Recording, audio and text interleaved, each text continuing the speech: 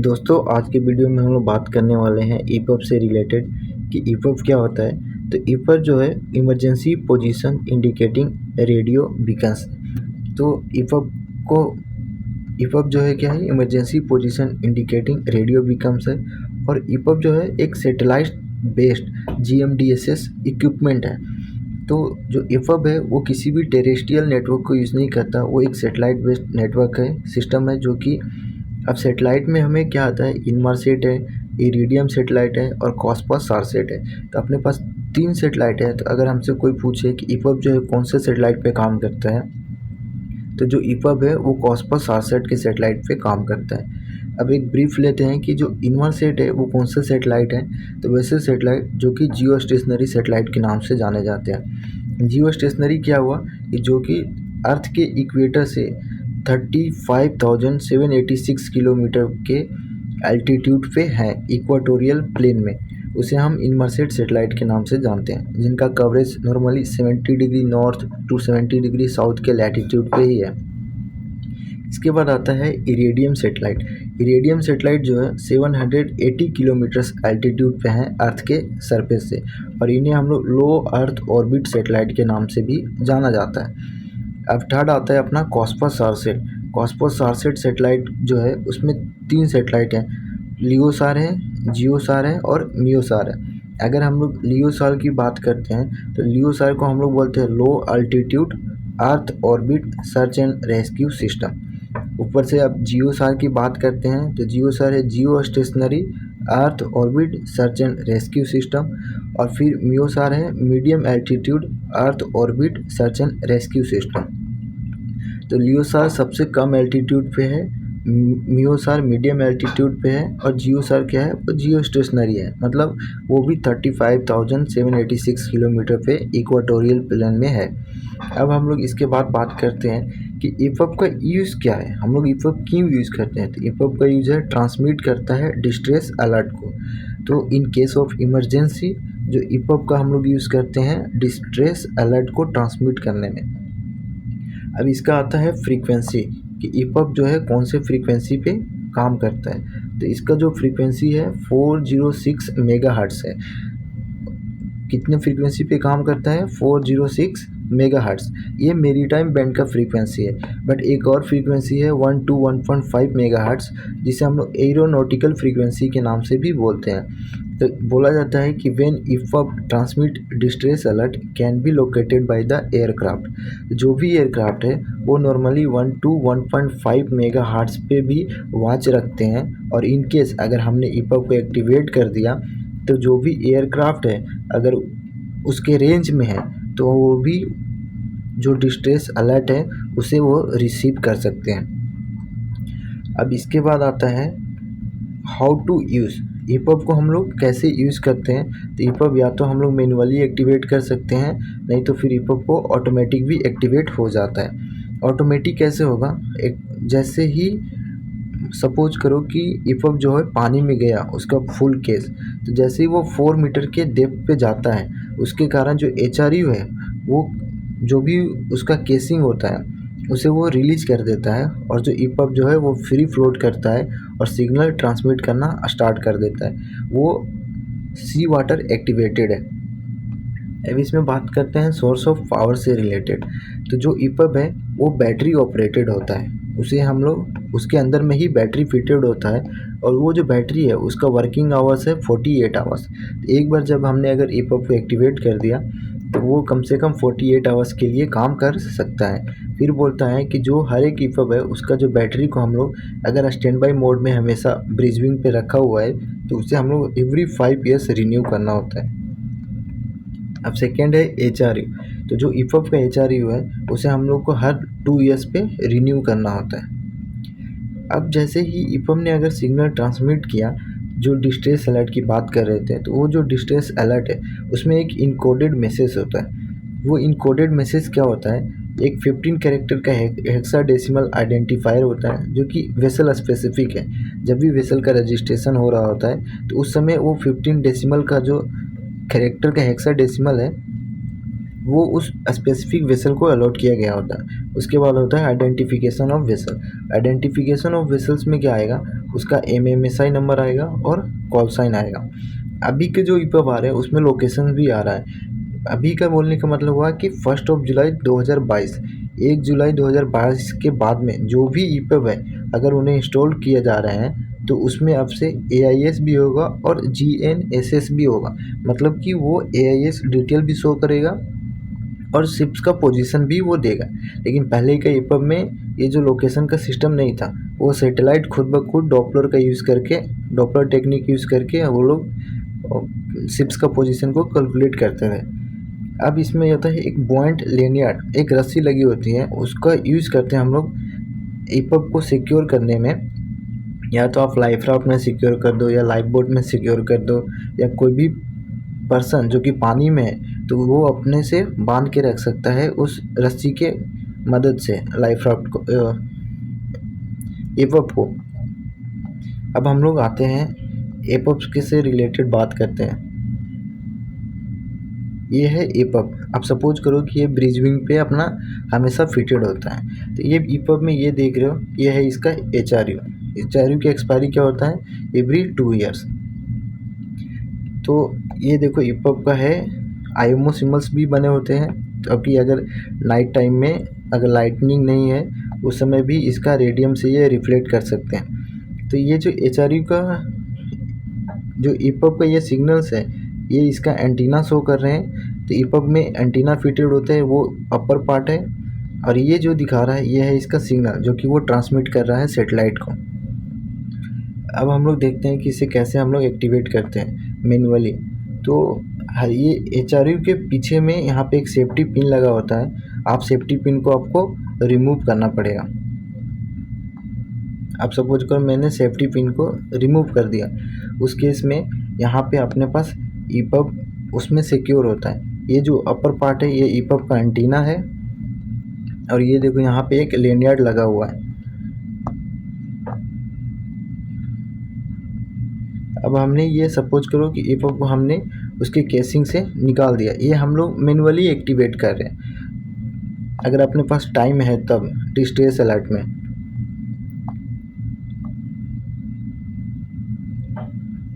तो ये बोलता है ईपब कैसे काम करता है। तो उससे पहले थोड़ा सा इनमारसेट के बारे में बता दिया गया है कि जैसे इनमारसेट में जो भी जियो स्टेशनरी सेटेलाइट है वो उसमें स्पेस सेगमेंट होता है, ग्राउंड सेगमेंट होता है, अर्थ स्टेशन होता है, जिसका कवरेज है 70 degree north to 70 degree south. वैसे ही ये जो कॉस्मोस सारसेट का सिस्टम है वो 1979 में इसे डेवलप किया गया था, और डेवलप करने वाले कंट्री थे USA, कनाडा, फ्रांस और फॉर्मर USSR। इन 4 ने मिलकर के कॉस्मोस सारसेट सिस्टम को बनाया था, बट ये 1985 में ये ऑपरेशनल थे। अब इसका यूज़ क्या कर रहा है, ये लोकेट करता है डिस्ट्रेस बीकन को ट्रांसमिटिंग ऑन फ्रीक्वेंसी 406 मेगाहर्ट्ज़। अब समझो हमारे पास जो ईपब है जो अभी हमने किया, अब सपोज करो ईपब एक्टिवेट कर दिया, तो ईपब क्या कर रहा है, एक फ्रीक्वेंसी डिस्ट्रेस अलर्ट को 406 मेगाहर्ट्ज़ के फ्रीक्वेंसी पे ट्रांसमिट कर रहा है। तो इस ट्रांसमिट कर रहे जो हम लोग डिस्ट्रेस अलर्ट, उसको लोकेट कौन करता है, तो जो कॉस्मोस सारसेट का सिस्टम है वो लोकेट करता है डिस्ट्रेस बीकन को जो कि 406 मेगाहर्ट्ज़ पे ट्रांसमिट कर रहा है। अब ये जो 406 मेगाहर्ट्ज़ है वो ज़रूरी नहीं कि सिर्फ अपना जो ईपब हम लोग यूज़ कर रहे हैं मेरीटाइम बैंड से, जो अपने पास ईपब है वही सिर्फ 406 मेगाहर्ट्ज़ पे ट्रांसमिट करेगा, नहीं। अगर कोई पर्सनल लोकेटर बीकन जो कि अगर कोई पर्सन जो कि डिस्ट्रेस में है, जो ज़मीन पे भी है वो भी, अगर हम लोग जैसे पानी में रहते हैं, समुद्र में है वो भी, और इमरजेंसी लोकेटर बीकन जो कि एयरबोर्न, यानी कि कोई एयरक्राफ्ट भी अगर इमरजेंसी में है तो ये 406 मेगाहर्ट्ज़ पे ये लोग डिस्ट्रेस अलर्ट को क्या करते हैं, ट्रांसमिट करते हैं। अब यहाँ पे देखो सपोज करो कि हमारे पास ईपब है, हमने एक्टिवेट कर दिया, वो 406 मेगाहर्ट्ज़ पे क्या किया है, उसने ट्रांसमिट कर दिया हमने डिस्ट्रेस अलर्ट। तो वो जो डिस्ट्रेस अलर्ट है वो चला जाएगा कॉस्मोस सारसेट के सिस्टम को। अब जैसे ही कॉस्मोस सारसेट का सिस्टम ने रिसीव किया डिस्ट्रेस अलर्ट को, तो वो अपना एक कैलकुलेशन करेगा, और वो कैलकुलेशन करने के बाद वो जो डिस्ट्रेस अलर्ट है उसको रिले करेगा किसको, लोकल यूज़र टर्मिनल को, जो कि ग्राउंड बेस्ड है।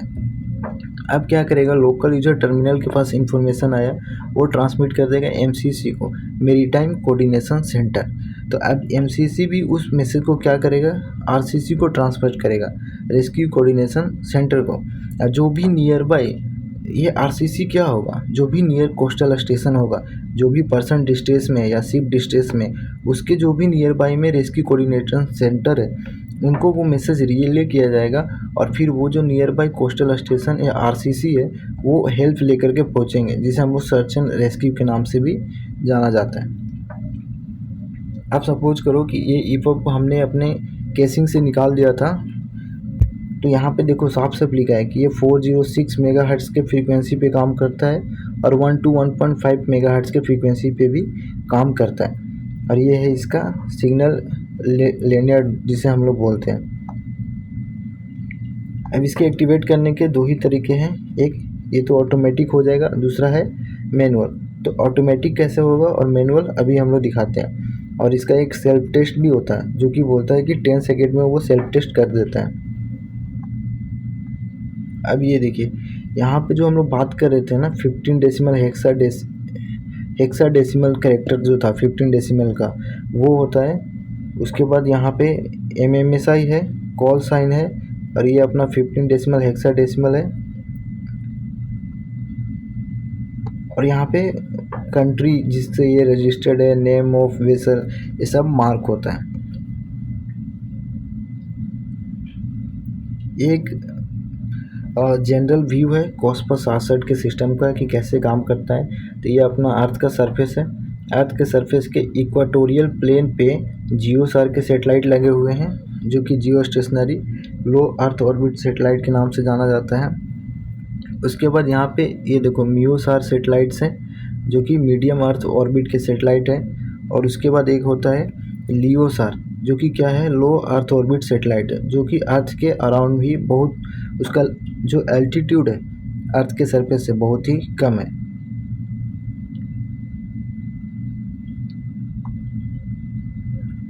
अब हम लोग बात कर रहे थे कॉस्मोस 67 सिस्टम में क्या है, एक होता है लियोसार, जिसको हम लोग low altitude earth orbit search and rescue system बोलते हैं। तो जो लियोसार है वो कैलकुलेट करता है location of distress signals from the Doppler processing techniques. तो जैसे भी अगर हमने ईपब एक्टिवेट किया और लियोसार के सैटेलाइट ने उस सिग्नल को कैच कर लेते हैं, तो वो लोग क्या करते हैं, डॉपलर प्रोसेसिंग टेक्निक का यूज़ करके वो लोग हम लोगों का पोजीशन, जो भी पर्सन डिस्ट्रेस में है उसका पोजीशन को कैलकुलेट करते हैं। क्योंकि हमारे जो ईपब थे पुराने वाले, उसमें जीपीएस का पोजीशन नहीं था, और 1 जुलाई 2022 के बाद वाले में ईपब में वो पोजीशन, वो GNSS सिस्टम इंस्टॉल्ड रहेंगे। और लियोसार में बोला जाता है कि उनके पास टोटल 4 सैटेलाइट है, जो कि डिफरेंट प्लेन में वर्किंग करते हैं। अब बोलता है कि जो डिस्ट्रेस सिग्नल है is stored on board LEOSAR satellite and broadcast to local user terminal when terminal come into view of satellite. तो अब जैसे ही हम लोगों ने सिग्नल को ट्रांसमिट किया और लियोसार के सैटेलाइट ने कैच कर लिया, तो ऐसा नहीं है, उनके पास टोटल 4 ही सैटेलाइट है। तो ये ज़रूरी नहीं कि अर्थ के सरफेस पे हम लोग कहीं पे भी हो तो लियोसार के सैटेलाइट जो है उसको इमीडिएटली लोकल यूजर टर्मिनल को ट्रांसमिट करेंगे, सिग्नल को रिले करेगा। तो वो क्या करते हैं, अपने ऑन बोर्ड ही वो लोग स्टोर करते हैं सैटेलाइट को, और जैसे ही उनके व्यू में आता है कोई भी लोकल यूजर टर्मिनल, तो उसको वो लोग ट्रांसमिट कर देते हैं। अब आता है जियोसार। जियोसार क्या है, geo stationary earth orbit search and rescue system. इसमें बोलते हैं कि जो भी सैटेलाइट है वो remain fix relative to the earth, so they can not use Doppler processing technique. अब इसमें जो भी जियो स्टेशनरी सैटेलाइट हैं उन्हें ऐसा एल्टीट्यूड पे रखा गया है कि वो अर्थ के रोटेशन, अर्थ से अगर देखने पे वो स्टेशनरी ही नज़र आते हैं हम लोगों को, इसलिए वो क्या करता है कि वो डॉपलर टेक्निक्स का यूज़ नहीं कर सकते हैं। और जो जियोसार है उसका कवरेज जो है of earth except polar region, ये पूरी अर्थ को कवर करते हैं जियोसार, मतलब 70 degree north to 70 degree south cover कर लेते हैं, बट इनका पोलर रीजन पे कोई भी एक्सेस नहीं है जियोसार सैटेलाइट। अब आता है, इसके लिए आया है मियोसार सैटेलाइट। तो मियोसार क्या है, medium altitude earth orbit search and rescue system. ये क्या बोलता है कि म्यूसार जो है एक इंस्टेंटेनियस है, मतलब कि जैसे ही हमने ईपॉप से सिग्नल ट्रांसमिट किया और अगर म्यूसार के सैटेलाइट ने कैच कर लिया तो वो जो भी डिस्ट्रेस मैसेज है उसको वो लोग तुरंत ही कैच कर लेता है। अब इसमें म्यूसार में क्या क्या है, जीपीएस है, गैलीलियो है, ग्लोनस है, बाइडू है, तो ऐसे करके इनका सारे सिस्टम जो भी सैटेलाइट्स लगे हुए हैं और ये सारे इंस्टेंटेनियस काम करते हैं। और म्यूसार में एक फैसिलिटी है, उसे बोलते हैं रिटर्न लिंक सर्विस।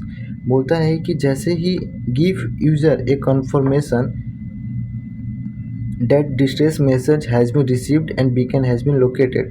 तो इन केस में अगर सपोज करो कि हमने एक सिग्नल को ट्रांसमिट किया और वहाँ पे इस म्यूसार के सैटेलाइट ने कैच कर लिया, तो वो क्या करते हैं, एक रिटर्न लिंक सर्विस हमें देते हैं। जैसे कि कोई एक इंडिकेटर लाइट लगे होंगे ईपब में, वो इंडिकेट करेगा कब, अगर वो डिस्ट्रेस मैसेज को सैटेलाइट ने रिसीव कर लिया है तो वो ब्लिंक करेगा या कोई भी सिग्नल्स देगा।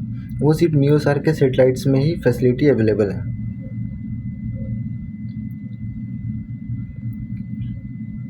अब हम लोग बात करते हैं कि ये जो ईपब है, यहाँ पे देखो इसे बोलते हैं ऑटो मोड। ये हमेशा रेडी स्टैंड बाई मोड में होता है और ये है इसका स्विच। अगर इसे राइट साइड पे मूव करेंगे तो ये टेस्ट मोड पे आएगा और लेफ़्ट साइड पे मूव करेंगे तो ये SOS आता है। मतलब हम लोग इमरजेंसी के केस में इसे, ये जो स्विच है इसको हम लोग लेफ़्ट साइड पे मूव करेंगे मैनुअली एक्टिवेट करने के लिए। तो जब भी मैनुअली हम लोग एक्टिवेट करेंगे इसे, तो यहाँ पे एक इमरजेंसी यूज़ ओनली लिखा हुआ है। तो ये जो सेफ्टी पिन लगा हुआ है, ऑलमोस्ट हर एक इक्विपमेंट जो हम लोग यूज़ करते हैं ऑनबोर्ड, उसमें एक सेफ्टी पिन होता ही होता है। तो सबसे पहले हमें क्या करना होगा, इस सेफ्टी पिन को हमें रिमूव करना होगा इमरजेंसी के केस में हमें यूज़ करने से पहले।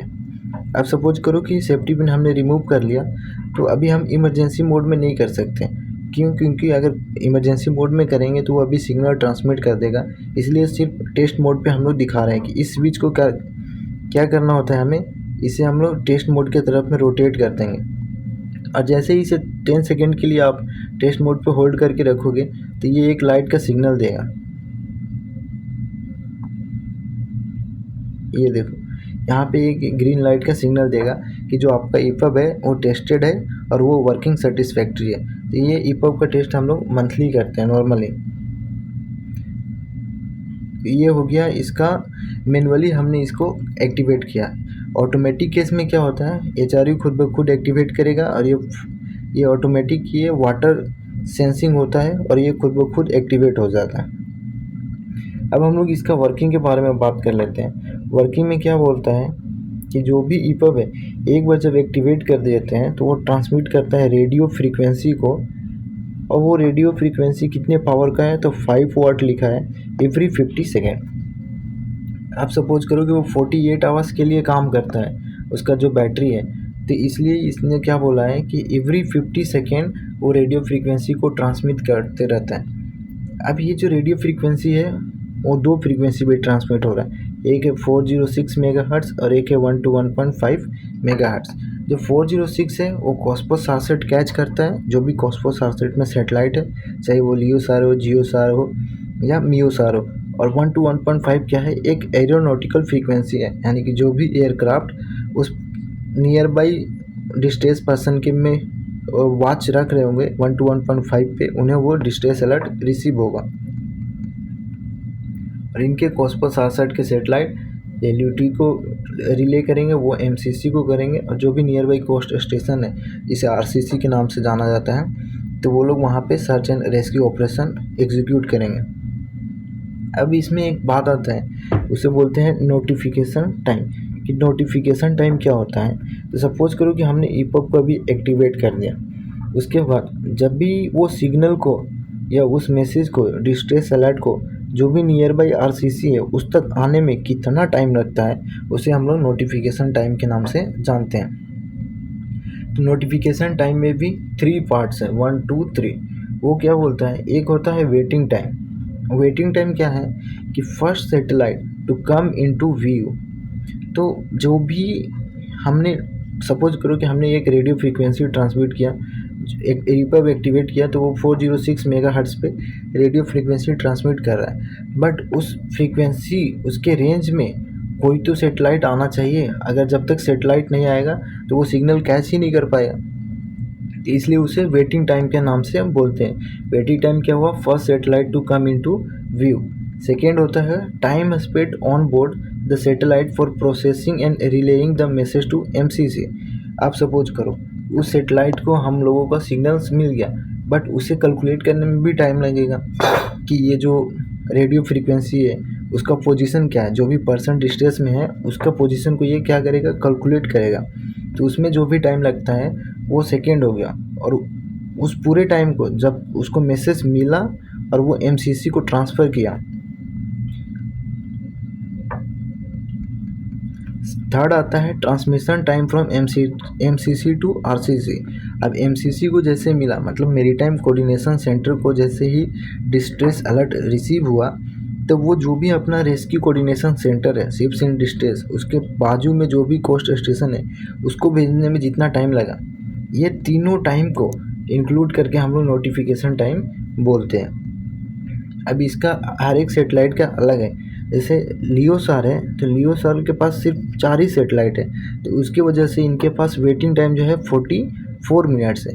वेटिंग टाइम क्या हुआ कि वहाँ पे सेटेलाइट का कवरेज नहीं है, तो ऑलमोस्ट 44 मिनट्स में वहाँ पे सेटेलाइट का कवरेज आएगा। सेकेंड है 43 मिनट्स ब्रॉडकास्ट टू एलयूटी। तो जैसे ही 44 मिनट्स के बाद सेटेलाइट ने नेटवर्क डिस्ट्रेस अलर्ट को कैच किया, उसके बाद 43 मिनट्स के बाद में वो जो है लोकल यूजर टर्मिनल को वो ट्रांसमिट करेगा। अब जियोसार क्या है? जियोसार का नोटिफिकेशन टाइम ऑलमोस्ट 10 मिनट से भी कम है और इसका एक्यूरेसी 150 मीटर्स, मतलब जियोसार का एक्यूरेसी काफ़ी अच्छा है और इसका नोटिफिकेशन टाइम भी कम है। और मियोसार के केस में क्या है? वो रियल टाइम बीकन डिटेक्शन है। क्यों? क्योंकि ये medium altitude earth orbit search and rescue system है। तो ये ऑलमोस्ट इसको इंस्टेंटेनियस के नाम से भी जाना जाता है। ईपब को हम लोग क्या करते हैं? टेस्ट करते हैं मंथली, जिसे हम लोग सेल्फ टेस्ट के नाम से भी जानते हैं।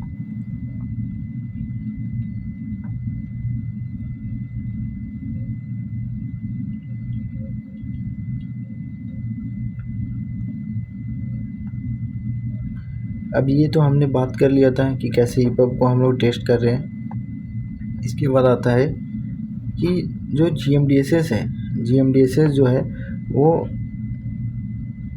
टेरेस्ट्रियल और सैटेलाइट बेस्ड नेटवर्क दोनों को कंबाइन करके GMDSS बनाया गया। अब टेरेस्ट्रियल में क्या आता है? RT हो गया, DSC हो गया, नॉटेक्स हो गया, search and rescue locating device जैसे 60 है। बट सैटेलाइट बेस्ड में क्या होता है? इनमरसेट, इरेडियम और कॉस्मोसारसेट। तो अगर हमसे कोई पूछता है कि ईपब क्या है, तो ईपब एक कॉस्मोसारसेट सैटेलाइट बेस्ड GMDSS इक्विपमेंट्स है। ये एक पिक्चर्स है इनकेस। अब ये क्या है? एक एयरक्राफ्ट जो डिस्टेंस में है वो रेडियो फ्रीक्वेंसी ट्रांसमिट कर रहा है, या कोई पर्सन जो ज़मीन पे है वो इसके ईपब एक्टिवेट किया रेडियो फ्रीक्वेंसी ट्रांसमिट कर रहा है, या कोई भी वेसल जो डिस्टेंस में है उसने रेडियो फ्रीक्वेंसी ट्रांसमिट किया। तो ये जो भी रेडियो फ्रीक्वेंसी है, या तो वो गैलीलियो, ग्लोनस, जियोसार सेटेलाइट, लियोसार सेटेलाइट, यानी कि जो भी कॉस्मोसारसेट के सेटेलाइट हैं, जियोसार, मियोसार और लियोसार, वो लोग यहाँ से इस सिग्नल को कैच करेंगे और उसको फिर प्रोसेस करके सबसे पहले लोकल यूजर टर्मिनल्स को वो लोग सेंड करेंगे। अब जैसे ही लोकल यूजर टर्मिनल के पास वो आ गया, तो लोकल यूजर टर्मिनल्स क्या करता है? उसे एमसीसी को देता है, मेरीटाइम कोऑर्डिनेशन सेंटर। एमसीसी उसको फिर से जो भी आरसीसी है, मतलब कि जो भी उस पोजीशन, जो भी पर्सन डिस्टेंस में है, वेसल डिस्टेंस में है, उससे जो भी नियर बाई कोस्ट स्टेशन है, उनको उस आरसीसी को वो मैसेज रिले किया जाता है और फिर वो एक सर्च एंड रेस्क्यू ऑपरेट करते हैं।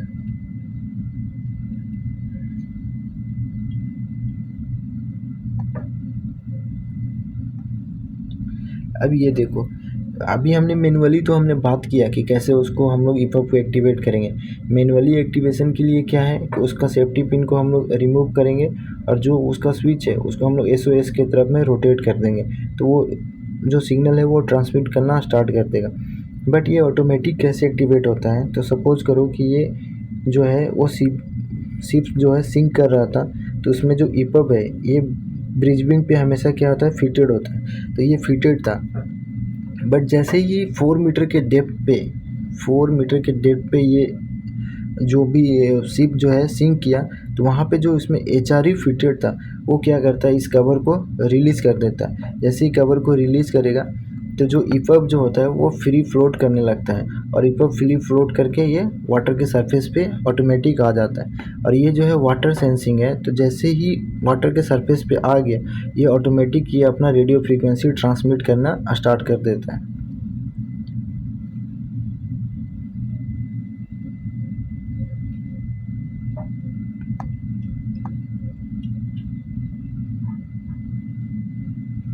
अब इन केस आप सपोज करो कि जो भी डिस्ट्रेस कंडीशन में, चाहे वो लाइफ राफ्ट हो, लाइफ बोट हो, उसमें बेस्ट प्रैक्टिस क्या होता है कि जो ईपब को है, एक जो लेनियर्ड हमें दिया गया है ईपब में, उसे हम लोग लाइफ राफ्ट या रेस्क्यू बोट से कनेक्ट करके उसे पानी में फ्री फ्लोट होने देते हैं, और वो रेडियो फ्रीक्वेंसी को ट्रांसमिट करते रहता है। अब कई बार ऐसा हमसे पूछा जाता है कि अगर ईपब ने फॉल्स ट्रांसमिशन किया तो उस केस में हमें क्या करना होता है। तो सबसे पहले हम लोग टर्न ऑफ करेंगे डिवाइस को, जो ईपब है उसको हम लोग बंद कर देंगे, यानी कि उसका जो स्विच मोड है अगर गलती से एसओएस के साइड में आ गया था तो हम लोग क्या करेंगे, उसे स्टैंड बाई मोड पे या रेडी मोड पे ले जाएंगे, यानी कि डिवाइस को हम लोग स्विच ऑफ कर देंगे। सेकेंड बोलता है कि अगर हम लोग बंद नहीं कर पा रहे डिवाइस को, तो हम लोग ब्रेक करेंगे या बेंड करेंगे उसके एंटीनास को। अगर एंटीना को बाइंड कर दो या उसको तोड़ ही दो, उसके बाद उसे एक मेटल के कंटेनर में सील कर दो। सेकेंड केस बोलता है कि रिमूव द बैटरी। अगर नहीं हो रहा है तो उसको बैटरी को हम लोग रिमूव कर देंगे, और उसके बाद इन्फॉर्म करेंगे नियरेस्ट आरसीसी को कि वो जो है एक फॉल्स ट्रांसमिशन था ईपब का।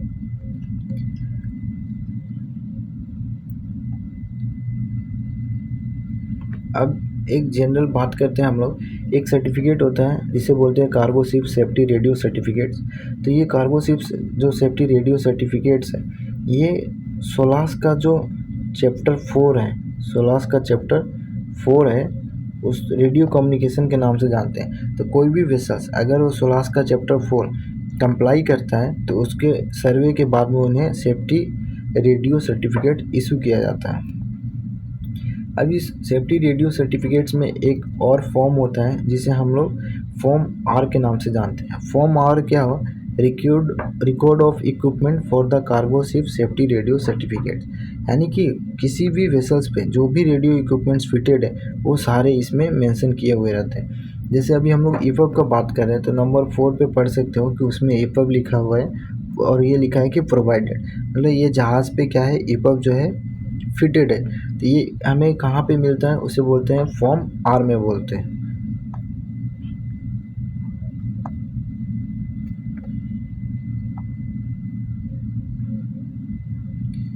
अब सपोज करो कि इसका हमें जो बोलते हैं कि हम लोग इसका ईपब का बैटरी निकालना होता है, तो ये देखो यहाँ पे स्क्रू दिया हुआ रहता है। आप इसे जैसे ही स्क्रू को निकाल दोगे तो ये पूरा का पूरा केसिंग बाहर आ जाएगा, और इसके अंदर में यहाँ पे बैटरी फिटेड होता है। तो अगर ये फॉल्स ट्रांसमिशन इन केस कभी करता है तो हमें ये स्क्रू पूरा निकाल करके इसका बैटरी हम लोग बाहर निकाल देंगे, जिससे इसका पावर ऑफ हो जाता है।